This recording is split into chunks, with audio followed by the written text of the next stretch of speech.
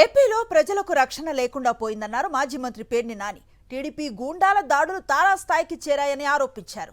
అబ్బయ్య చౌదరిని చంపాలని చూస్తున్నారని, ఇప్పటికే ఆయన ఆస్తులను ధ్వంసం చేశారని పేర్ని నాని మండిపడ్డారు. దాడులు చేస్తుంటే పోలీసులు ప్రేక్షక పాత్రను వహిస్తున్నారని ఆగ్రహాన్ని వ్యక్తం చేశారు.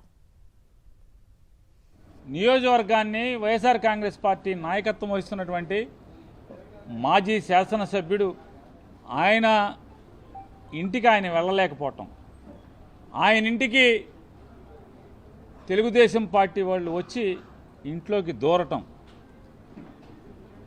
రచ్చ చేయటం, లేదా దౌర్జన్యం చేయటం, దొమ్మి చేయటం, పోలీసులు ప్రేక్షక పాత్ర వహించటం, దీన్ని ఏమంటారో ఒకసారి చెప్పాలి.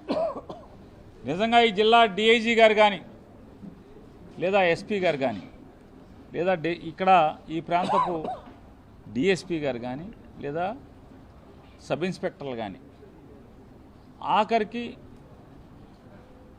హోంగార్డ్ కానీ లేదా కానిస్టేబుల్ గారు కానీ, మీరు ఈ ఉద్యోగంలోకి కాకి బట్టలు వేసుకుంటాకి ఎంత సంకల్పంతో వచ్చి ఉంటారు.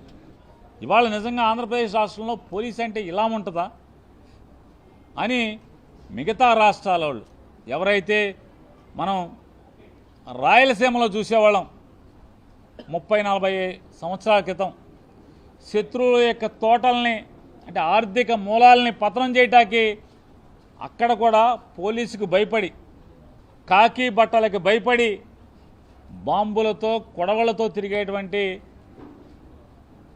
అక్కడ ఉన్నటువంటి ఫ్యాక్షనిస్టులు కూడా అర్ధరాత్రి మాత్రమే వెళ్ళి తోటలు నరికేవాళ్ళు 30-40 సంవత్సరాల క్రితం. కానీ ఇక్కడ బరితెగించి పోలీసుల్ని రక్షణ కవచంగా వాడుకుని పట్టపగలే ఇక్కడ అకృత్యాలు చేసేటువంటి పరిస్థితి కేవలం ఆంధ్రప్రదేశ్ రాష్ట్రంలో ఒక దెందులూరులో మాత్రమే జరుగుతున్నటువంటి సంఘటనలు ఇవాళ రాష్ట్రం అంతా కూడా చూస్తుంది. అంటే వ్యవసాయానికి, కాయకష్టానికి మారుపేరుగా ఇన్నాళ్ళు మెలిగినటువంటి ఈ దెందులూరు ప్రాంతం ఇవాళ అరాచకానికి, రౌడీజానికి, దోపిడీలకి, బరితెగింపుకి, పోలీసు వ్యవస్థని నీరుగార్చటానికి, పోలీసు వ్యవస్థని దిగజార్చటానికి దెందులూరు మారుపేరుగా మారటం ఇవాళ ప్రతి ఒక్కరూ కూడా బాధపడేటువంటి విషయం. పనిగట్టుకుని అతని తోటల్లోకి వెళ్ళటం, తోటల్లోకి జ్వరపట్టం, తోట కొయ్యకుండా చూడటం. అంటే సుమారుగా సహజంగా అబ్బయ్య చౌదరి రాజకీయ నాయకుడు, ఒకసారి ఎమ్మెల్యేగా చేశాడు, మొన్న పోటీ చేసి ఓడిపోయాడు. కానీ అబ్బయ్య చౌదరి గారి తోబుట్టువులు, ఈ ఇంటి ఆడబడుచులు, అక్క చెల్లెల ఆస్తులు కూడా ఇవాళ ధ్వంసం చేసేటువంటి సంస్కృతి ఈ దెందులూరుకి తీసుకొచ్చినటువంటి పరిస్థితి.